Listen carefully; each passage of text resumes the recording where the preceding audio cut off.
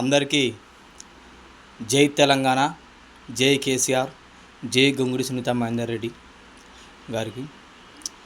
నిన్న జరిగినటువంటి ప్రజాపాలన పథకాల బాట అనే ప్రోగ్రానికి మన సీఎం రేవంత్ రెడ్డి సారు రావడం జరిగింది తుర్కపల్లి మండలానికి.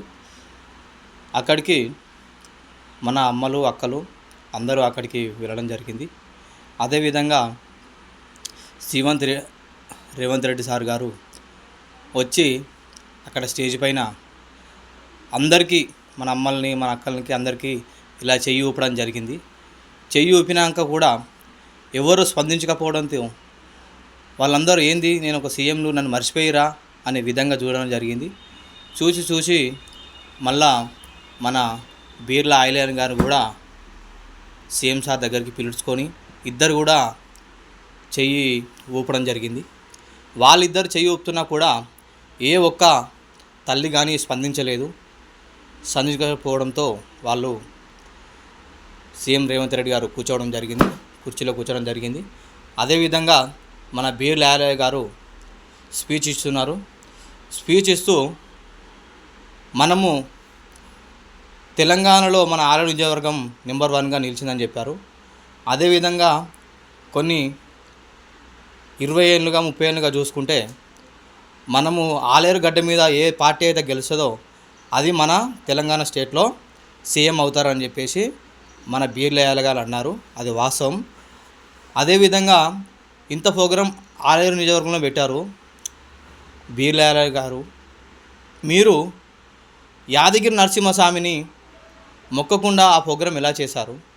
మనకు మీరే అన్నారు కదా, ఆలేరు నియోజకవర్గంలో ఎవరైతే ఎమ్మెల్యే ఉంటారో అదే రూలింగ్ పార్టీ ఉంటుంది, వాళ్ళే సీఎం అవుతారని చెప్పేసి మీరు ఆ డిసిషన్ ఎలా తీసుకున్నారు? సీఎం రేవంత్ రెడ్డి సార్ను గుట్టకు తీసుకోకుండా డైరెక్ట్ ఇక్కడ ఎలా తీసుకొచ్చారు? అదేవిధంగా మీరు గెలిచి 18 నెలలు అవుతుందని చెప్పారు. మీరు గెలవక ముందుకు ఎవరు కానీ చనిపోయేటప్పుడు ఒక బియ్యం బ్యాగు కానీ ఒక నూనె డబ్బా కానీ ఇవ్వడం జరిగింది. మీరు గెలిచిన తర్వాత ఆలేరు నియోజకవర్గంలో గరీబోళ్ళు ఎవరు చనిపోలేదా అండి? లేదంటే మీరే అందరికీ లక్షలు ఇచ్చి అందరిని లక్షాధికారి చేశారండి? ఇప్పుడు 18 నెలలుగా ఏ ఒక్కరికి కూడా ఒక బియ్యం బ్యాగు కానీ ఒక నూనె ప్యాకెట్ కానీ ఇవ్వడం లేదు. మీరు అసోంటి అంటే మీరు గెలిచే ముందు దాకా ప్రజలను మత్తిపెట్టారు. మేము ఇది చేస్తామని అన్నీ చేసినట్టు నటించారు. ఇప్పుడు ఒక బియ్యం బ్యాగు కదా, బియ్యం గింజ కూడా మీరు ఈ 18 నెలలుగా ఆలేరు నియోజకవర్గంలో ఏ ఒక్కరికి కూడా ఇవ్వలేదు. అదేవిధంగా చూసుకుంటే ప్రతి ఒక్కరు స్టేజ్ మీద మాట్లాడేటోళ్ళు కేసీఆర్ గారు పామోదులో వన్నారు ఏ ఎమ్మెల్యేను కూడా కలవలేదు అని చెప్పారు. మరి ఇంకోటి చెప్పారు, మీరు మా సీఎం రేవంత్ రెడ్డి గారిని నేను ఇప్పటికీ 36 సార్లు కలిశానని చెప్పారు బీర్ల ఆయిలర్ గారు. మీరు కలిసి ఆలేరు నియోజకవర్గానికి ఏం చేసిరు? ఇంకోటి బొమ్మలాల మండలంలో మీరు మట్టి పోసింది లేదు ఇప్పటి వరకు. మీరు ఏం చేసిరు? ఆ ప్రోగ్రాం చేసి కనీసం ఆడికి మా అమ్మ లెక్కలు వస్తే అలా కనీస వసతులు కూడా కనిపించలేదు. మీరు వాళ్ళు ఎన్ని ఇబ్బందులు పట్టారు. తానికి వాటర్ ప్యాకెట్లు కనీసం ఒక సల్ల ప్యాకెట్లు కూడా లేని పరిస్థితి ఉంది అక్కడ. మా అమ్మ లెక్కల కనీసం వసతులు కూడా కల్పించలేకపోయారు మీరు. అదేవిధంగా చూసుకుంటే ప్రతి ఒక్క ఎమ్మెల్యే ప్రతి ఒక్క మంత్రులు ఎవరు చూడు కేసీఆర్ నువ్వు వినిపించాలి, కేసీఆర్కి ఇది చేయాలి అని మాట్లాడుతారు తప్ప మీరు చేసిన పథకాలు చెప్పండి. మీరు ఏమైతే చేస్తుర్రో ఆ పథకాలు చెప్పండి. 500 గ్యాస్ ఇస్తున్నారు, ఇచ్చిర్రా?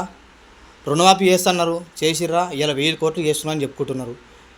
ఇవన్నీ అవాస్తవాలు కాదా? ఇలా చెప్పుకుంటూ పోతే 2 రోజులు 3 రోజులు చెప్పుకోవచ్చు మీరు చేసిన ఈ అబద్ధపు మోసాలు కూడా.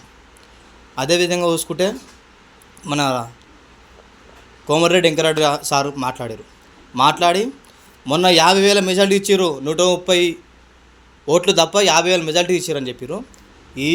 ఈరోజు చెప్తున్నా 100% బీర్ల గారికి 100% ప్రజలు కరెక్ట్ బుద్ధి చెప్తారు. మీరు నుంచి ఏం పడకండి. ఇంకొకటి మన సీఎం సార్ గారు లేచి మైక్ అందుకోగానే ఒక ½ అన్ అవర్ నాన్ స్టాప్గా పటాకులు కాల్చారు. అంటే మీరు మాట్లాడేది మీ కార్యకర్తలకే నచ్చలేదు. సీఎం గారు మీరు మాట్లాడే మాటలు మీ కార్యకర్తలకే నచ్చలేదు, మామూలు జనాలకేడా నచ్చది మీరు మాట్లాడేది? మీరు ఏమైనా మాట్లాడే ఉన్నాయి వాస్తవాలు మాట్లాడుతున్నారా? అప్పటి నుంచి ఇప్పటి వరకు ఎన్ని రోజులు ఇట్లా ప్రజలను మోసం చేసి మాట్లాడతారు?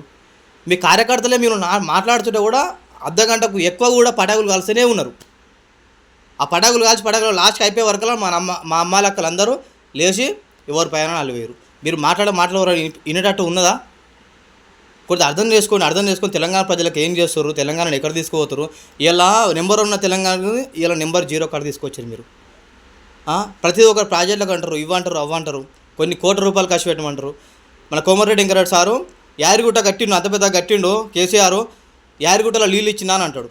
ఇప్పుడు చూడండి, ఇంటింటికి నల్లాలు, ప్రతి ఒక్క గ్రామాల్లో నల్లాలు ఉన్నాయి. అవి కనిపిస్తలేవా అండి మీకు? అభివృద్ధి కనిపిస్తలేవా? ఏంటంటే ఏదో ఒక బుడ్డ అనాలి, ఏదో ఒకటి అనాలి. మొన్న అంత పెద్ద ప్రోగ్రామ్ అయిందండి వరంగల్లో. కేసీఆర్ గారు మీ పేరు అనేది తీసిరా? తీయలేదు. మరి మీ ప్రతి ఒక్కరు ఎమ్మెల్యేలు ఎంపీలు మీ కేసీఆర్ పేరు ఎందుకు తీస్తారు మీరు? అంటే ఆయన ఒక దేవుడు, ఒక దిగజుడు. ఆయన పేరు తీయాలంటే ఒక అర్హత ఉండాలి. ప్రతి వారు వాడుకుంటే ఆయన తరిగిపోయేది కాదు. ఒక దేవుడిని ఎంతమందినా మొక్కొచ్చి ఎంతమంది ఇది చేయొచ్చు.